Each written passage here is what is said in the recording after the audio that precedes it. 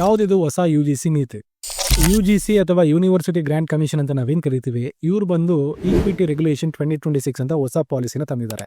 ಇದು ಬಂದು ಎಲ್ಲ ಕಾಲೇಜ್ಗಳಿಗೆ ಮತ್ತು ಯೂನಿವರ್ಸಿಟಿಗೆ ಅನ್ವಯಿಸಲಾಗುತ್ತದೆ. ಈ ಹೊಸ ಪಾಲಿಸಿ ಏನಂತ ಹೇಳುತ್ತೆ ಅಂತಂದರೆ, ಕ್ಯಾಂಪಸ್ ಒಳಗೆ ವಿದ್ಯಾರ್ಥಿಗಳಿಗೆ ಯಾವುದೇ ರೀತಿ ಡಿಸ್ಕ್ರಿಮಿನೇಷನ್ ಅಂತ ಏನು ಕರಿತೀವಿ, ಅಂದರೆ ಭೇದ ಭಾವನ ತಡೆಯುವಿಕೆ, ಅದನ್ನು ತಡೆಯೋದೇ ಇದರ ಮೇನ್ ಉದ್ದೇಶ. UGC ಯಾಕೆ ಈ ನೀತಿ ಅಥವಾ ಪಾಲಿಸಿನ ತಂದಿದೆ? ಇದಕ್ಕೆ UGC ಏನಂತ ಹೇಳುತ್ತೆ ಅಂತಂದರೆ, UGC ಪ್ರಕಾರ ಇನ್ನೂ ಅನೇಕ ವಿದ್ಯಾರ್ಥಿಗಳು ಕಾಲೇಜ್ ಕ್ಯಾಂಪಸ್ನಲ್ಲಿ ಅನೇಕ ರೀತಿಯ ಸಮಸ್ಯೆಗಳನ್ನು ಎದುರಿಸ್ತಿದ್ದಾರಂತೆ. ಅವುಗಳು ಬಂದು ಕ್ಯಾಸ್ಟ್ ಬೇಸ್ ಡಿಸ್ಕ್ರಿಮಿನೇಷನ್ ಅಥವಾ ಜಾತಿ ಆಧಾರಿತ ಭೇದ ಭಾವ ಆಗಿರ್ಬೋದು, ಇಲ್ಲ ಜೆಂಡರ್ ಬಯಾಸ್ ಆಗಿರ್ಬೋದು, ಅಂದರೆ ಲಿಂಗ ಭೇದ ಅಥವಾ ರ್ಯಾಗಿಂಗ್ ಹೆಸರಲ್ಲಿ ಮಾನಸಿಕ ಕಿರುಕುಳ ಕೊಡೋದು. ಈ ರೀತಿ ಸಮಸ್ಯೆಗಳನ್ನ ಇನ್ನೂ ಅನೇಕ ಜನ ವಿದ್ಯಾರ್ಥಿಗಳು ಬಂದು ಕಾಲೇಜ್ ಕ್ಯಾಂಪಸ್ ಅಥವಾ ಯೂನಿವರ್ಸಿಟಿ ಕ್ಯಾಂಪಸ್ಗಳಲ್ಲಿ ಫೇಸ್ ಮಾಡ್ತಿದ್ದಾರೆ ಅಂತ UGC ಬಂದು ಈ ಪಾಲಿಸಿನ ತಂದಿದೆ ಅಂತ ಹೇಳ್ತಾ ಇದೆ. ಪಾಲಿಸಿ ಏನು ಮಾಡುತ್ತೆ? ಈ ಪಾಲಿಸಿ ಬಂದು ಇಂಟ್ರೊಡ್ಯೂಸ್ ಆದಮೇಲೆ ಪ್ರತಿಯೊಂದು ಕಾಲೇಜು ಈ ವಿಷಯಗಳನ್ನ ಫಾಲೋ ಮಾಡಬೇಕು. ಒಂದು, ಕ್ರಿಯೇಟ್ ಅನ್ ಈಕ್ವಿಟಿ ಕಮ್ಯುನಿಟಿ, ಅಂದರೆ ಈಕ್ವಿಟಿ ಕಮಿಟಿಯನ್ನು ರಚಿಸಬೇಕು.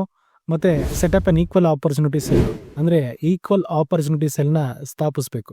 ಯಾಕೆ ಈ ಪಾಲಿಸಿನ ಜನಗಳು ಬಂದು ಇನ್ನೂ ವಿರೋಧಿಸ್ತಿದ್ದಾರೆ ಮತ್ತು ಅಪೋಸ್ ಮಾಡ್ತಿದ್ದಾರೆ?